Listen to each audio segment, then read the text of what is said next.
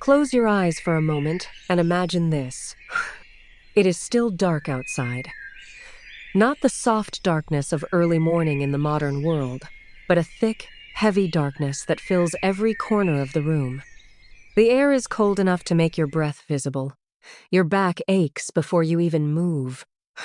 And the place where you slept all night is not a soft mattress, but a rough sack stuffed with dry straw. There is no alarm clock to wake you, no gentle phone vibration, no warm light slowly filling the room. Instead, you wake because your body has learned that if you sleep too long, the day will punish you for it. Welcome to medieval Europe. More than 90% of the people living in medieval Europe were not kings, knights, or nobles. They were peasants, ordinary men, women, and children whose entire lives revolved around survival, farming, and serving the local lord. Their days were long, their food was simple, and their future was never guaranteed. Today, we follow one of them. Let us call him Thomas. Thomas begins his day sometime between 4 and 5 in the morning. The exact time does not really matter, because in his world, the sun is the only clock that exists. When daylight comes, work begins. When darkness falls, work ends, at least the work in the fields. He slowly pushes himself upright from his straw bed. The small house around him is quiet, but crowded.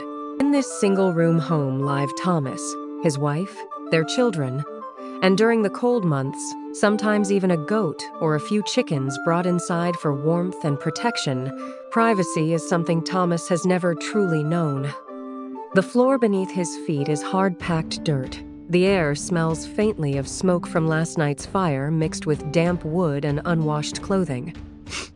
Medieval homes were not the clean, cozy cottages we often see in movies. They were practical shelters built for survival, not comfort. Thomas rubs his eyes and moves toward the small hearth where weak embers still glow. If the fire died during the night, starting it again will be one of the first urgent tasks of the morning, especially in winter. Breakfast is quick and simple. There is no time and no luxury for anything else. Most mornings, Thomas eats a piece of coarse, dark bread made from barley or rye. If the family is fortunate, there may be a bit of cheese. To drink, he has weak ale or watered wine, not because he wants alcohol in the morning, but because in many medieval villages, clean water could not be trusted. Fermented drinks were often safer than the local water supply.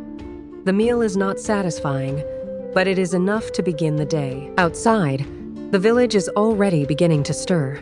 Doors creak open. Other peasants step into the cold morning air, carrying wooden tools worn smooth by years of use. There is a quiet understanding among them. No one needs to say much. Everyone knows what the day demands.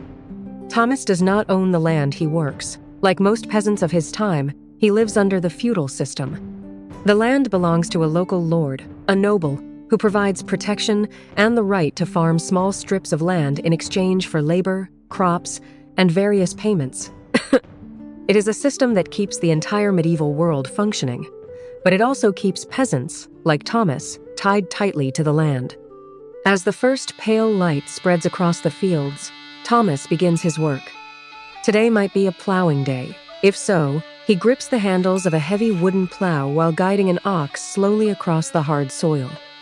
The work is slow and physically demanding. Every step requires effort.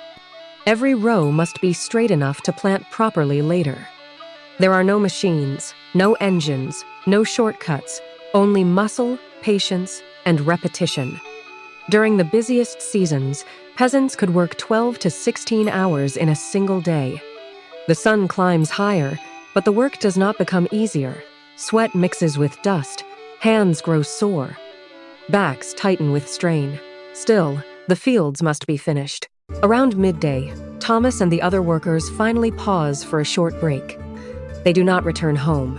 Instead, they sit at the edge of the fields, eating the food they brought with them. Lunch looks very similar to breakfast, and will probably look similar to dinner as well. The most common meal is pottage, a thick stew made by boiling whatever vegetables are available, perhaps cabbage, onions, peas, or beans. It is filling, but rarely exciting. Alongside it is more dark bread, heavy and dense. Meat is extremely rare in a peasant's daily diet. Most animals are too valuable alive for milk, eggs, or labor to be eaten regularly. For many peasant families, meat appears only during major religious festivals, and sometimes not even then. The break is short. Too short. Soon enough, Thomas is back on his feet, returning to the endless rhythm of the fields. In the medieval world, time is not divided by calendars on phones or digital clocks on walls. Life moves with the seasons, and each season brings its own pressures and fears. Spring is a season of preparation. Fields must be plowed and planted quickly. Tools damaged during the winter must be repaired. There is a sense of cautious hope in the air, because a good growing season can mean survival later. Summer brings long, exhausting days under the hot sun. Work becomes relentless. Hay must be cut and stored. Crops must be watched carefully. A sudden storm or drought can still ruin months of effort. Autumn is the most stressful time of all. Harvest season decides everything. If the harvest is strong, the village breathes a little easier. Food stores fill. Winter feels survivable. But if the harvest is poor because of bad weather, disease in the crops, or simple bad luck, fear begins to spread quietly through the community. Everyone understands what a weak harvest can lead to. Because winter is always coming. When winter finally arrives, the world changes dramatically for peasants like Thomas. The fields freeze solid, covered in frost or snow. Outdoor farming work slows down, but life does not become easy. Inside the small wooden house, the cold seeps through the walls. Medieval homes had little insulation by modern standards. Smoke from the indoor fire often filled the room because chimneys were primitive or poorly designed. Eyes watered, lungs burned. But without the fire, the cold could become deadly. Winter becomes a season of indoor survival work. Thomas and his family spend their time repairing broken tools, spinning wool into thread, mending worn clothing, caring for animals, and fixing any damage to the house. These tasks are quieter than fieldwork, but still necessary. The greatest fear during winter is food. By late winter, many peasant families enter a dangerous period, sometimes called the hungry gap. The food harvested in autumn begins to run low, but the next harvest is still months away. Bread portions become smaller, stews become thinner, meals become more carefully measured. In bad years, famine can strike entire regions.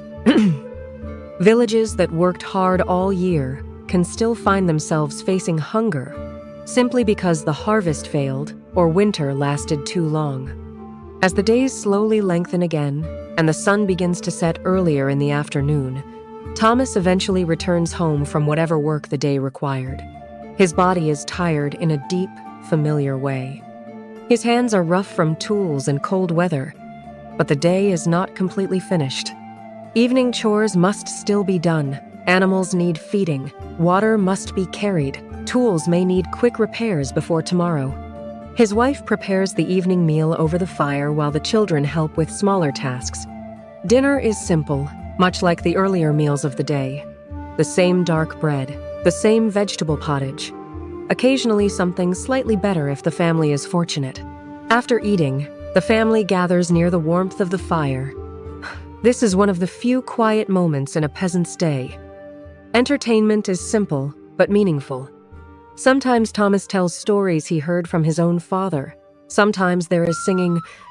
Occasionally there are village festivals tied to the church calendar, bringing rare moments of color and celebration into otherwise difficult lives. Religion plays a powerful role in Thomas's world. The local church is not just a place of worship, but also a center of community life. The church calendar shapes holidays, rest days, and many seasonal rhythms. Most peasants deeply believe that their hardships are part of a larger divine plan. Above Thomas in the social order stands his lord, the noble who owns the land. Throughout the year, Thomas must provide various payments, a portion of crops, unpaid labor days on the lord's personal fields, and sometimes special fees for using mills or ovens controlled by the manor. Thomas is not technically a slave, but his freedom is very limited. Life for medieval peasants is fragile in many ways. Disease can spread quickly through villages where people live close together, and medical knowledge is extremely limited. A simple infected cut can become life-threatening. Childbirth is dangerous. Harsh winters weaken the elderly and the very young. Life expectancy is far lower than what we consider normal today. As night fully settles over the village, Thomas finally lies down again on his straw mattress. The room grows quiet, except for the soft crackle of the dying fire and the distant sounds of animals shifting in their stalls. Tomorrow morning, before the sun rises, the entire cycle will begin again. The same cold air, the same hard work, the same uncertain future. So the next time medieval life looks romantic in movies, full of shining armor and grand castles, remember Thomas and the millions like him. Because behind every powerful king and every famous knight, there were ordinary people waking before dawn, working until their bodies ached, and doing everything they could just to survive another winter.